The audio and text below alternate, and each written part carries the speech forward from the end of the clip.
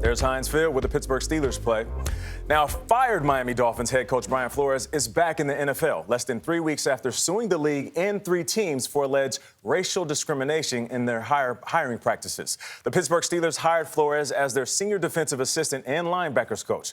Flores led the Dolphins to back-to-back winning seasons for the first time in nearly 2 decades, but he was let go in January. His hiring does not affect the lawsuit, but it does give Flores a chance to make a difference with a new team. You still want to coach in this league? I absolutely want to coach in this league. Less than 3 weeks ago, Brian Flores was not sure he'd get that chance again. Now, despite a lawsuit alleging racial discrimination by the NFL and 3 teams, allegations they all deny, he's a defensive assistant for the Pittsburgh Steelers.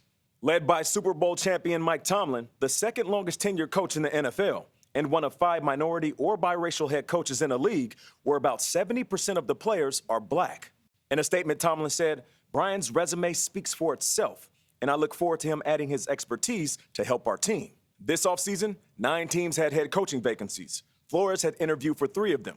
Only one team, the Houston Texans, hired a black man, Lovie Smith, as their head coach. We didn't have to file a lawsuit for the world to know that there's a problem from a hiring standpoint in regards to minority coaches in the National Football League. The numbers speak for themselves. Right. We filed the lawsuit so that we could create some change.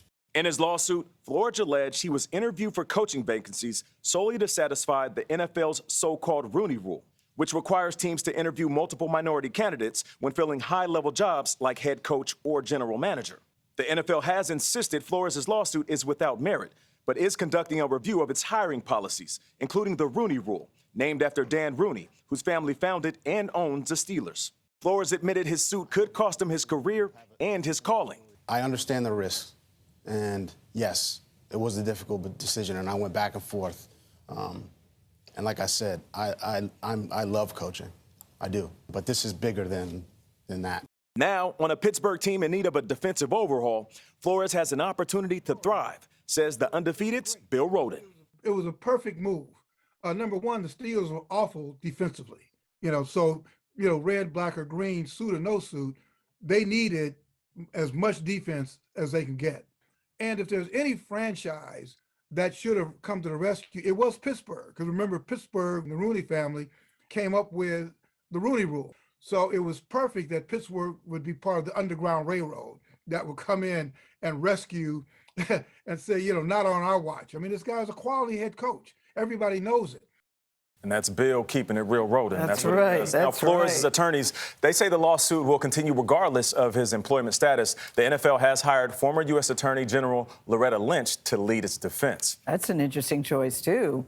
Bill Roden certainly did put it in perspective, but it is nice to see Brian Flores back in the league, isn't it? It is. It still keeps him in the game. It keeps him in the game, and it also keeps him in the loop. What happens is when these coaches are fired, they're immediately hired for a couple of reasons. Let's just keep it real. Their resume, like Flores, or they know somebody on another staff that basically brings them in, cuts them a check, and they stay inside that coaching circle so they can always have a job available.